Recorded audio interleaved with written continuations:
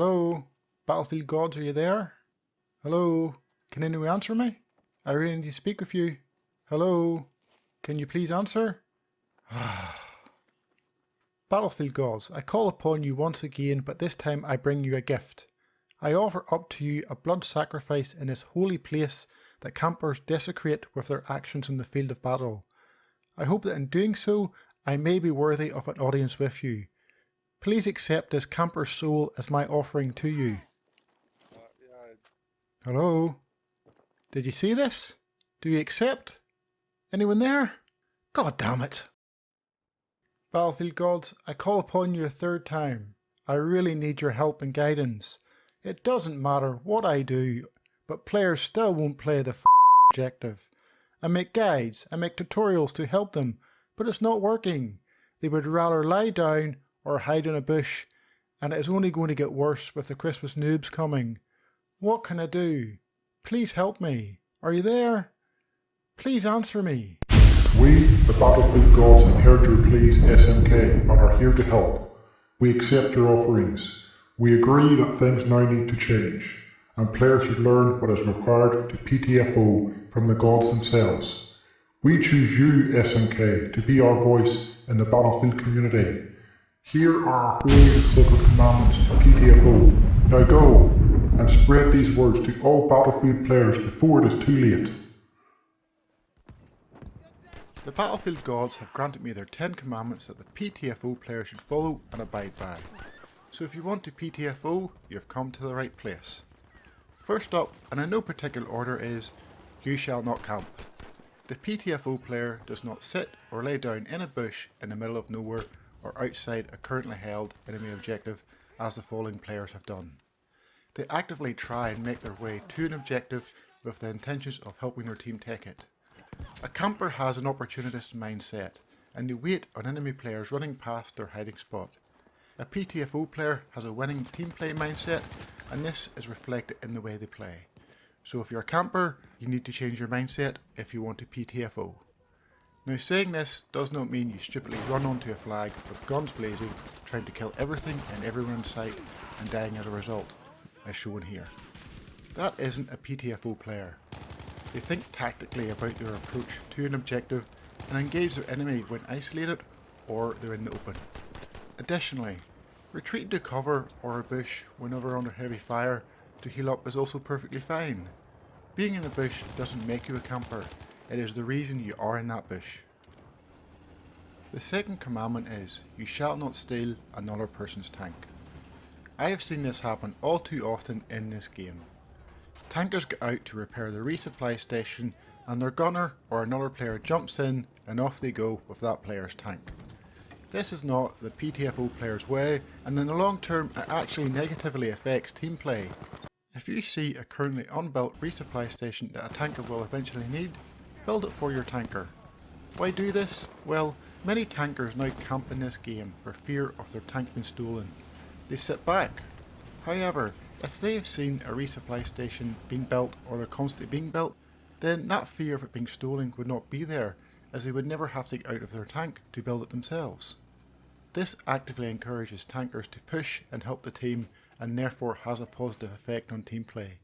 Those that steal tanks are unlikely to ever stop and can never consider themselves PTFO players. But the real PTFO players could help out their tankers massively by following this advice. By helping your tankers, you are actually playing the objective and helping your team. Team killing also occurs in this game and can happen for various reasons and in various ways. Is there ever a valid reason to do it? What if you believe that person is camping or you don't like their style of play? Well, regardless of your reason for doing it, it is never okay in the eyes of the Battlefield gods. You shall not team kill is our command relating to this. The following clip happened by accident, but the PTFO player does not intentionally kill another member of their team. Oh, you killed him!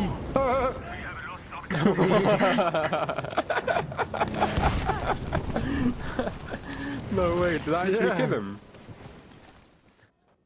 Battlefield 5, as mentioned, is a team game, and you work together as a team to win the game.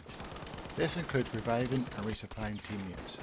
The PTFO Bible says, you shall not leave a player behind. How often have we been in a down state to see a teammate or a squad mate running around or right next to us but no revive, and they have no intentions of reviving? It is mind-bending really, isn't it? Everyone is capable of performing a revive. It is understandable if a medic or a player isn't going to get you if you're out and open and there's no cover. That is your own fault. Here I see many dead teammates, but no way am I going out there. And luckily I didn't, because there were players waiting.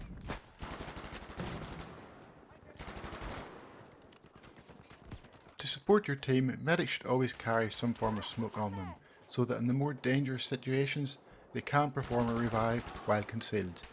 Remember, the PTFO player has a mindset that they want to win the game. How can they better achieve this? By reviving and healing teammates, which means more players are on the battlefield and you save tickets from the ticket bleed. By following the 4 previous PTFO commandments, you could be considered an honourable player. However, a PTFO player should also honour your squad leader. This includes following the orders given to you. What someone without honour will do is spam requests trying to get that squad leader role, especially as that 41,500 points total for a V1 rocket approaches. The squad leader is well within their right to kick that person from the squad for this, and also for not following their orders or reviving whenever they should be. As a squad mate, you are also within your rights to request orders, and definitely do this. But once an order has been given from your request, thank your leader to show that this is your only intention. You simply want an order to be given, and most will recognise this. Once you complete that order, give it half a minute or so before requesting another. Sometimes the leader hasn't seen it and end up losing the role following your request. But if they have been good in the role and giving orders up to that point, then be an honourable person and give it back to them. I've been thanked nearly every time I've done this, in-game or via PSN messages. If you get kicked from a squad for simply requesting orders, then that leader does not deserve you in their squad. So teammates, order your squad leader, but squad leaders, appreciate your fellow squad mates and the fact that requesting orders is part of the game. The 6th commandment relates to boundaries. You shall not covet your teammate's position. You have found a nice position to ambush or attack multiple enemies coming your way. You are ready to engage and wreck every single one of them. Your finger is on the trigger and bang! This happens. Some player wants to be in the position you currently are and they end up blocking you and your view, which normally ends up with you both dead. Of course, this can sometimes happen by accident. There is 32 players in your team, but it's usually clear when it is deliberate and they're just being a selfish player. I find the biggest culprits are MMG players who want to bipod on windows and ledges inside bunkers regardless if someone is there or not, because they need to use those bipoded. The PTFO player does not do such things and respects their fellow player's area and right to be there if they were there first. Moving on.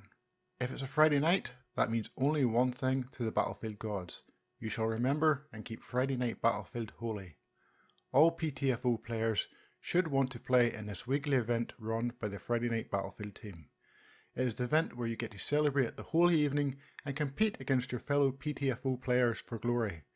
With private community games on the way, it will make joining these events even easier.